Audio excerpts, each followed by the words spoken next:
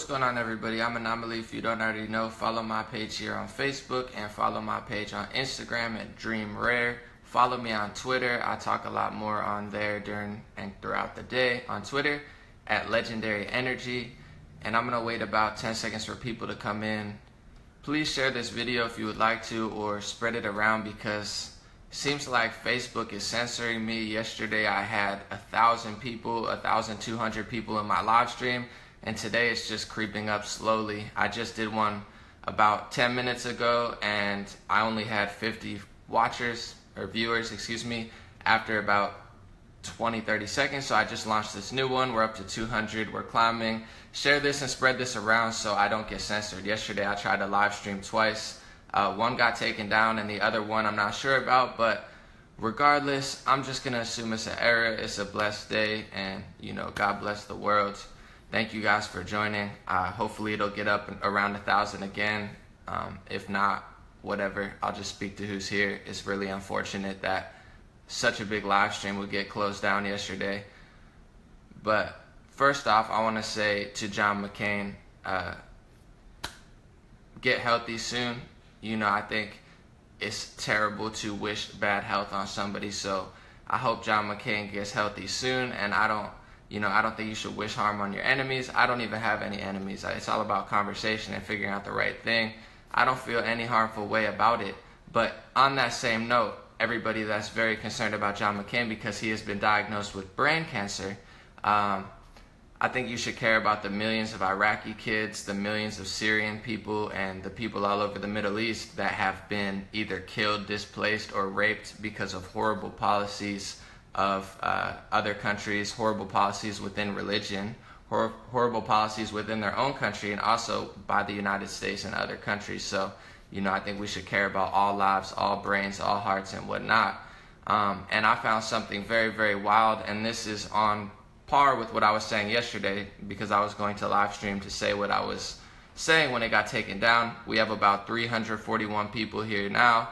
That's cool. I appreciate everyone coming in. That's a huge number, but I had 1,300 yesterday and they shut me down, so I can't help but think I'm being a little bit censored, that all of a sudden now we can't even break 400. It's a little disappointing. But Jones McCain tweeted today, after getting diagnosed with brain cancer, he somehow found time to tweet, reports administration ending program to assist Syrian opposition, irresponsible, short-sighted, and plays into Russia and Assad's hand. So this guy just got diagnosed with brain cancer yesterday. He's already back on Twitter talking down to President Trump, just like the Washington Post, just like the New York Times, just like MSNBC and CNN, and all of the little liars that huddle around and just call everybody racist or sexist, and if anybody disagrees with them, they're lying. They're conservative, racist news outlets, blah, blah, blah. They have a name for everything. They control the flow of information, they lie about everything, and they push it out to people. And it's pretty disgusting to me to see Jones McCain, after just getting diagnosed, tweeting about his opposition to Trump stopping the CIA's program of funding, a covert program to fund moderate rebels. This is a term that's been used, and if people stay for a few minutes, I'm going to let you know how I come to my conclusions. Because people say, Anomaly, what news sources do you read? What news sources do you trust? And a lot of them I say, I read all of them, I trust none of them. That's my honest truth. I take a look at what everybody's saying, and I see the flaws and the inaccuracies in all of them, and I try to form my own opinion off of how they act. I read their body language. I read not only what they're saying, but how they're saying it. So anyway, the big debate here is many people, including Donald Trump, myself, Democratic Congresswoman Tulsi Gabbard, millions of progressives, millions of environmentalists and social justice activists, we all think that there's no such thing as moderate rebels, and pretty much the entire state of Syria, the people who live there and actually know what's going on there, they say that there's no such thing as moderate rebels. For years, the past president, Obama, John McCain, Hillary Clinton, all of the politicians, all of the news sources, they've been feeding the United States and the world the narrative that, oh, we're funding moderate rebels to take out Bashar al-Assad.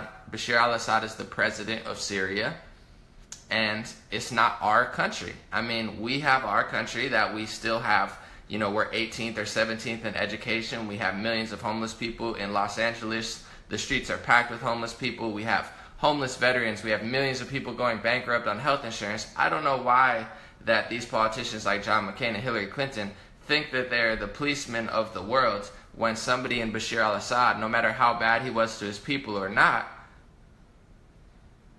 he didn't have big mass weapons of destruction that he was going to destroy the entire world with. The only reports they have on him is that he was chemical weaponsing his own people, which is terrible, of course, but many reports say it's not even true. It's a false flag. There's many reports that say the White Helmets, who are supposed to be the humanitarian group in Syria, launched by the United States, there's many reports saying that they're phonies and they're fakes. There's been confirmed reports. You can Google it. It's a fact. It's not a conspiracy. It's not my opinion. It's a real article and a real fact that the United States under Obama was caught with a $500 million contract to a British PR firm that was making fake Al-Qaeda and fake ISIS videos. So if we're telling the truth, why are we paying $500 million to a British PR firm to make fake videos? If we have real videos, why do we have to make fake videos? It's a confirmed fact. It's a Salon article, who is mainly left-leaning, a liberal news organization.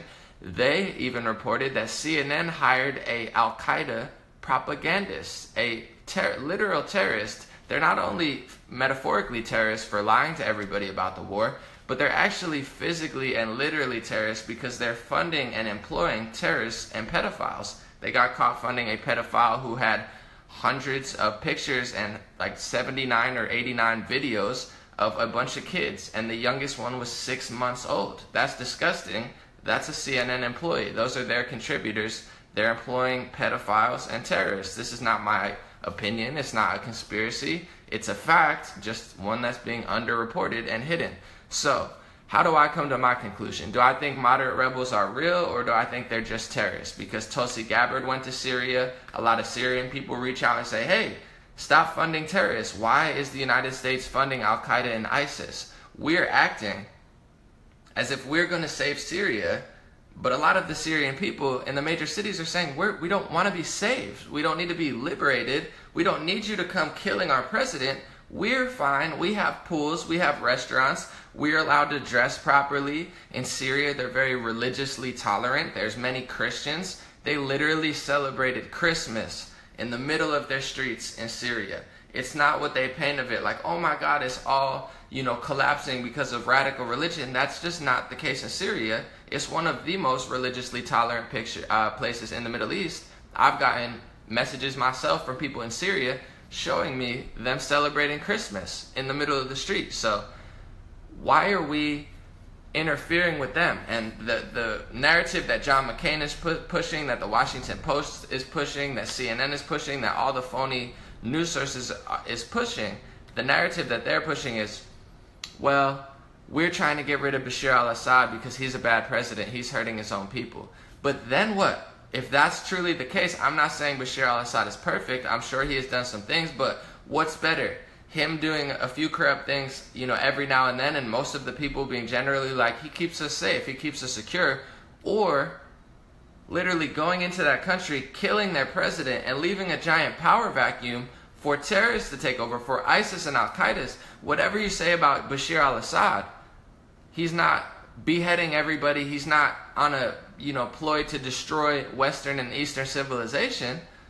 He's maybe just a little bit of a corrupt dictator. Do other countries come to the United States and say, oh, I don't like President Barack Obama, I don't like Donald Trump, let me just kill them and leave? No, maybe like Anomaly will be president, or Ted Cruz will be president. Like, maybe they'll find the right person. It's like, no one does that. Who does the United States think they are to go kill leaders and then leave a power vacuum that destroys literally the people who live there? And someone commented, they say he gasses his own people. Maybe he's a bad president in the sense of, he's corrupt. He, kills some of his people sometime. I'm not saying that's good, but if you kill the leader, that's their leader. They have to figure that out. You can't just kill the leader and leave a giant power vacuum. If the United States really cares about people, why don't we go to Venezuela and give them a democracy, instead of socialism and communism? Why don't we go to, why are we in Africa doing all we can there? President Trump sent humanitarian aid, I believe, to Yemen and Somalia for the first time, and it's probably going to go there instead of getting funneled to phony foundations. But we act like we care, but we only care where there's oil. We only care where it's strategic militarily. And here's how I come to my conclusion. People say, well, how do you know? I talk to people in Syria, I talk to everybody, and I see what everybody's saying, and I see their counter. When people that say there's no moderate rebels exist, they show facts and logic, and they're not mean about it. Whenever somebody says that, you watch how the Washington Post counters or the New York Times counters or John McCain counters. They don't have a conversation. They just blackmail everybody. They try to silence everybody and say, shut up, who are you to talk? Same thing with the Seth Rich situation. Seth Rich was shot in the back in Washington, D.C., and people are talking about that. So anybody who talks about it, they just write attack pieces at them. Is that proving that you're right, or is that just showing that you're guilty? Because if you're right, you would say, oh, I hear you. I hear what you're saying. This is why it's not right. They never do that about Seth Rich. They never do that about Syria. They don't have a counter argument. Their only counter argument is to keep lying and lying and lying and threatening people who tell the truth. So I absolutely think there's no such thing as moderate rebels, because I've talked to people in Syria. I know people who've gone to Syria. I know journalists in Syria. I pay attention to all the journalists. I listen to all the news sites. And the journalists that say that there are no moderate rebels, they show facts, they show interviews, and everything that CNN shows and Washington Post shows and John McCain shows. God bless you, John McCain, get better with your brain cancer, but maybe you should stay off Twitter and stop lying, using that boost that you got from the mainstream media. Oh my goodness, we all love John McCain, that's great. God bless you, John McCain, but now he's using all that energy to be like, let's fund terrorists in Syria. What type of a terrible person do you have to be to use all of your lack and luster to basically promote funding terrorists in Syria? I'm not saying Bashar al-Assad is a great person. I'm not saying that he doesn't attack his own people sometimes, but I know for a fact if he gets killed, and ISIS and Al-Qaeda and Al-Nusra are literally being funded by the U.S. government, what do you think is going to happen? Do you think they're going to go in and liberate Syria? Like, oh, Bashar al-Assad's dead. Now here's Al-Nusra and Al-Qaeda and ISIS. They'll show you how to make a democracy. That's not how it's going to happen. It's going to leave millions of people dead like it has in the past. And it's pretty silly that John McCain, uses his platform right now to tweet his opposition. You have the New York Times saying it's Putin's idea. It's Moscow's idea. It's Russia's idea. It's because Vladimir Putin is in Syria, which is true. Putin now is an ally to Syria. So when the United States was funding terrorists and fighting Syria, that's the battle you have. You have the United States and terrorists versus Syria and Russia. And maybe, just maybe, the United States is not on the right side of that argument. And it's not the people. The people try to talk, but we don't have a real voice in the United States because all of the mainstream media and Twitter and Facebook, they blast one specific narrative out all of the time. It's so dishonest. I'm just going to get an example right here that I tweeted at Bill Maher, because Bill Maher, as you know, he is a staunch Trump hater. He is just, nasty no matter what Trump does, literally. And Julian Assange was on Bill Maher, Julian Assange of WikiLeaks, and he called Bill Maher out. He said, Bill Maher, are you the same William Maher that donated $1 million to Hillary Clinton? And he's like, oh, yeah, that's me. So obviously Bill Maher doesn't like Donald Trump because he donated $1 million to Hillary Clinton.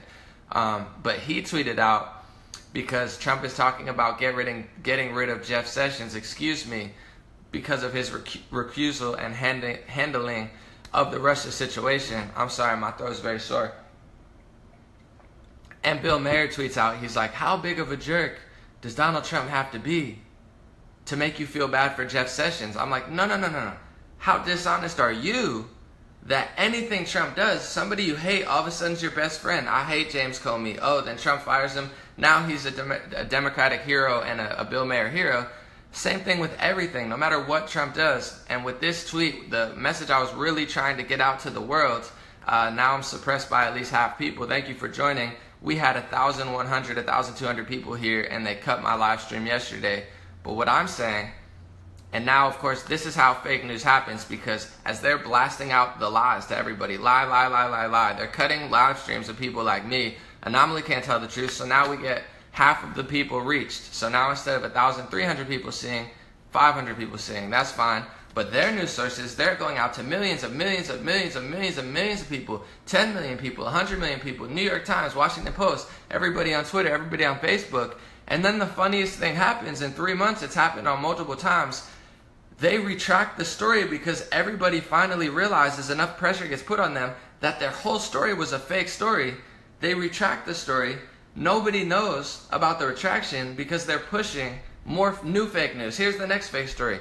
The biggest fake story that the New York Times and Washington Post and CNN and MSNBC pushed all year was that 17 intelligence agencies told us that Russia hacked the election. It ended up only being 4. They lied about 13 intelligence agencies, and everybody was saying it was the #1 talking point. They retracted that story 3 weeks ago, but nobody knows about it because they pushed the lie forever. And then if somebody comes along like me, telling the truth in an honest, easy flow, they cut my live stream. They delete my video. They demonetize me. Oh, Namali, you can't make money on YouTube, but these girls can make money putting makeup on their face and putting all this stuff on their face. These guys can make money, doing fake pranks, hiring people off LA Casting and doing all these fake pranks, make millions of dollars on YouTube. But, oh, God forbid you tell the truth. Nah, you can't make money. It's ridiculous. So here I am again, and maybe I'll live stream 5 different times today. This way I reach everybody. I'll just come back and say the same thing over and over and over and over and over again, because sometimes maybe that's what it takes to compete with all of their lies and their manipulation of social media. Everything they say on Twitter, everything. All of their main stories on Twitter are just completely framed in the most dishonest, negative, and sometimes just completely incorrect light ever. Everything they talk about. And this, I'm not letting the narrative being shifted, because we have a president of the United States who is stopping intelligence agencies from funding terrorist organizations. The United States, whether people like it or not, whether people want to believe it or not, we were funding terrorist organizations in Syria. So when ISIS is getting huge, when Al-Qaeda is getting huge, and you hear on the news, oh my goodness, ISIS is in Philippines, ISIS took over Mosul in Iraq, ISIS is taking over, and everyone's like, oh my goodness, how is ISIS taking over? We have the biggest military. I thought we paid, tens of hundreds of billions of dollars towards weapons and jets. How are you letting ISIS without a air force? How are they taking over? It's because past politicians, past intelligence agencies were literally funding Al-Qaeda, funding ISIS, and funding terrorists. It's not even that we weren't fighting them. We were giving them money. We were giving them weapons, and we were telling them, hey, go kill Bashar al-Assad in Syria. Go fight with Russia. That's not peace. That's not solutions. And I'm going to read another tweet just to show the hypocrisy. I brought it up as well. This is the Democrats, straight off the Democrats' Twitter in October 22nd, 2012. They tweeted at Mitt Romney when he was running for president. Romney, who calls Russia our #1 geopolitical foe, doesn't seem to realize it's the 21st century. Romney not ready. So they're critiquing Mitt Romney for talking big on Russia. They're saying, Romney, you're fighting Russia? It's the 21st century, you loser. How dare you even talk about Russia? I'm going to repeat it again. Romney, who calls Russia our #1 geopolitical foe, doesn't seem to realize it's the 21st century. Hashtag Romney not ready. So they're making fun of Mitt Romney in 2012 for saying Russia is our big enemy. What the mainstream media and these phony politicians don't tell you is we broke all of our treaties with Russia. It's not that Russia just went into Ukraine and Russia went into Syria. That's not how it happened. We broke every treaty we ever had. We were literally funding terrorists, so I don't know. Maybe Russia felt a little threatened. Maybe Iran feels a little threatened. And I'm not sympathizing for these countries. I know there's a lot of corrupt countries as well. I think Russia needs to be kept an eye on. Iran needs to be kept an eye on. But do we wonder why they feel a little threatened? We're all over the Middle East. We're all over Iran. We're moving into closer to Russia. And then we're funding terrorists. So why do you think Russia came in to fight them? Because these countries have to deal with all the BS, and we have to deal with at home, the people of the United States, all the BS that the United States does. Who does ISIS go to first? They don't come to the United States. They're going to go to Russia. They're going to go to Asia. They're going to go to the Middle East. They're already in Germany, Sweden, England. It's already happening. So when we mess up, when people like Jones Megyn use his, sad injury to exploit hey, let's fund more terrorists, these people are the enemy of the United States. It's not Donald Trump. It's not Donald Trump for telling the truth. It's not Donald Trump for breaking political correctness and stopping lying to people. It's these people who control the media. They make America look weak. They make everybody hate America. They make everybody hate their own country. And then they lie to everybody like, hey, why does Russia want to come into Syria? I don't know. Maybe because you're, funding terrorists, funding ISIS, funding Al-Qaeda, and they're growing and growing and growing and growing. And these countries are like, well, hey, at a certain point, maybe we should fight them so they don't take over our country. And that's what Donald Trump's doing. And the mainstream media is lying about it. Donald Trump is aligning with Putin and aligning with Syria instead of fighting them because they're going to get rid of ISIS. And what Donald Trump says, which they can't seem to report on because they're literally sociopathic psychopaths who lie about everything, is they don't have a conversation. And that's how I know that they're lying. People say, how do you know? It's because it's not a back and forth conversation like, oh, here's what Trump's saying, here's what the mainstream media is saying, here's what Anomaly's saying, here's what they're saying. It's like this is right and anybody else is racist and sexist and wrong and we're going to attack them and we're going to take them out of presidency. That's how you know they're lying, because they won't even have a conversation. Anyway, President Trump says we're going to get rid of ISIS and then we're going to hold them accountable. We're going to hold Russia accountable. We're going to hold Syria accountable. We're going to make so that Bashar al-Assad has to step down and they have a real election. That's possible. That's a real solution. That's saying, hey, we're going to get rid of the biggest problem right now, ISIS, expanding and growing because they're literally getting out of control. And they're growing not just physically on the ground with weapons and money, but they're growing ideologically as well, because you can't kill an idea. Like I always say, you can kill Martin Luther King, you could kill Malcolm X, you could kill Tupac, but you can't kill their idea. Their idea is going to expand. If you're always fighting people, if you're always trying to make an enemy of somebody, their idea is going to expand. You can't stop it. It's going to grow, grow, grow, grow, grow. Same with Anomaly. You try to shut down my live stream, I'm going to get bigger. I'm going to get more popular.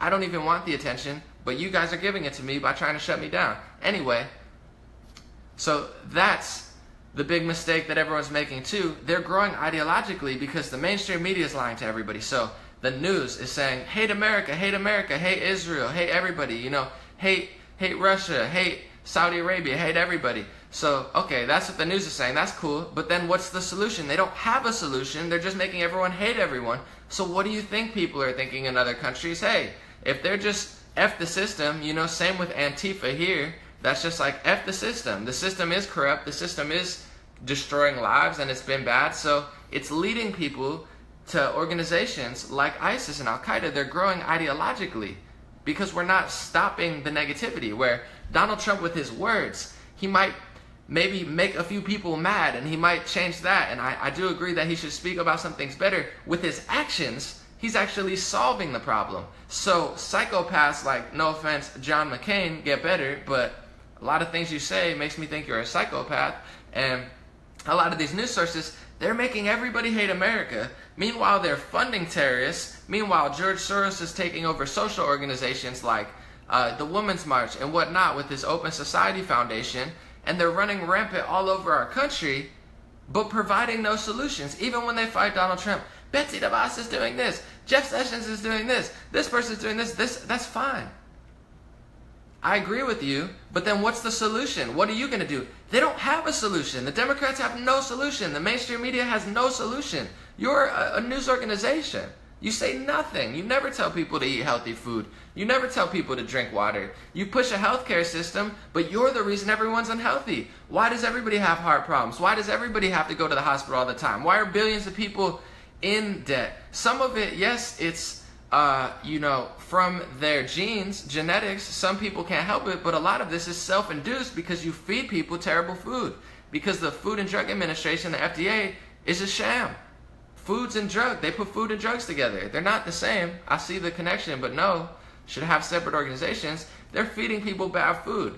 You go to, the pharmacy industry. Why is everybody sick? Because you're not healing them. You're telling them lies, feeding them things they don't need, and they're getting more sick. So that's how there's no solutions anywhere in the anti-Trump crowd. I don't agree with some things that Trump does, but I'm going to solve them. If I care about the environment, I'm not going to say, here, government, take more of my taxes.